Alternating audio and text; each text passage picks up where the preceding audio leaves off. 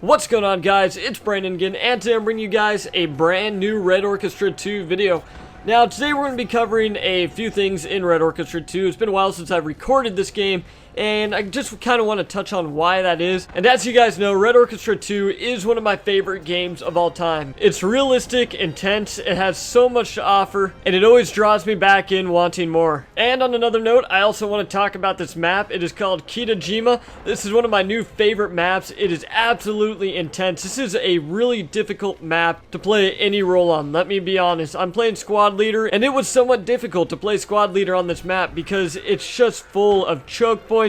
It's hard to advance in certain areas, and this map has small details that makes it absolutely amazing and stellar. And also, there's a third portion of this video I want to talk about, but I'm going to tie that in with the first portion and just kind of run it all together. Now, again, moving back to the first portion of this video, let's talk about why I haven't frequently been recording Red Orchestra 2. Now, it's no secret that this game has been out for a few years. The devs are still running strong on it. They still implement content, which is great. I absolutely love that. And that content ends up dragging people back in. Now, every so often, though, there's those periods in there where the game becomes kind of slow, and people aren't playing it as frequently. And also, as you guys know, I like to make history videos over certain guns. Now, this means I can either join an incredibly full lobby where most of the roles are taken, and odds are I probably won't get the gun that I want to do a history video over, so it makes it somewhat hard to get solid content over a gun if I'm not getting it every match, if that makes sense. Because I'm like everybody else, every now and again I have a bad match, and I'm not going to bring you guys boring content. Now, you could argue that I could go find a match with all bots, but, you know, bots can only take you so far, and the gameplay just wouldn't be as interesting with all bots. But then every once in a while, I do find a good server with a perfect balance between bots and players where I can get the gun that I want to cover. So again, guys, what it really comes down to is I just don't want to give you guys boring content. I'm not one of those YouTubers who just uploads gameplay and I do a voiceover on it. What I like to do is give you guys solid edited content that's well put together. But hey, if you're one of those YouTubers who just plays the game and just talks, then that is absolutely fine. I'm okay with that. I'm not talking about playthroughs. I'm just talking about where you play the game, your gameplay is really boring, and you talk. You know, I don't like that very much. It's not my taste. But if you guys are into that type of thing, then hey, go ahead and by all means watch it. But in a nutshell, why I haven't been uploading Red Orchestra 2 is because the player base just isn't there like it used to be. Now again, I'm going to tie point 3 into point 1, and I guess I'm just going to move point 3 to point 2, is Rising Storm 2 Vietnam. I think this is what's going to revitalize Red Orchestra 2. All across the board, from Heroes of Stalingrad to Rising Storm. Many people like the Vietnam theme, so I think it's going to draw people back into the game, which is absolutely great. Red Orchestra 2 is an absolutely amazing game, and I really hope that more players come back to the game and new players come to the game as well. Also, I'm sure that everybody's going to love the shiny new toys on Vietnam when it comes out, or old toys, however you want to define it. Because, I mean, what was the last great Vietnam game that we had? I guess, in my opinion, the last good Vietnam game or expansion that I saw was Battlefield Bad Company 2 Vietnam. That was like the last true good Vietnam-style game that I've seen. And I mean, sure, you can always define Black Ops as a Vietnam game, but I personally think that Battlefield Bad Company 2 Vietnam was incredibly good. But I'm really interested to see how Rising Storm 2 Vietnam is going to be implemented, because it seems like Heroes of Stalingrad and Rising Storm followed the same formula. And I mean, Vietnam just introduces a new wide variety of machinery, weapons, and the variables are just really different when it comes to the tactics, in my opinion.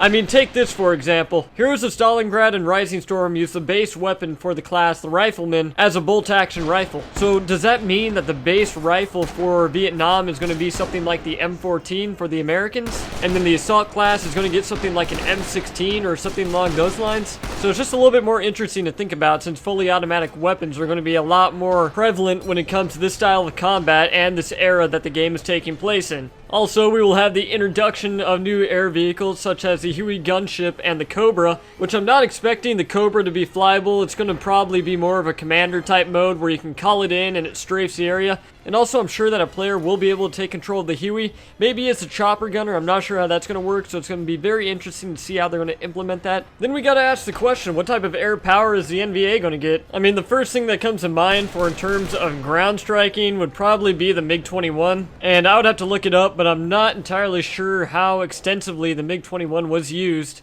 So balancing is going to be the biggest factor when it comes to this, so it's going to be interesting to see what they do for the North Vietnamese army. and the type of firepower that they receive. And also, another thing that I'm really excited for is to see how they're going to implement tanks into Rising Storm 2 Vietnam. I really love tanking in Red Orchestra. I love the full cockpit animations of the tank, if that's what you call it. And it's one of the major draw factors for me when playing this game. But again, guys, I am really excited for Rising Storm 2 Vietnam. I've been waiting for a really solid Vietnam game for a long time. And in all honesty, who's going to make it better than the developers of Red Orchestra 2? I have high expectations, and I'm sure it is going to be absolutely stellar.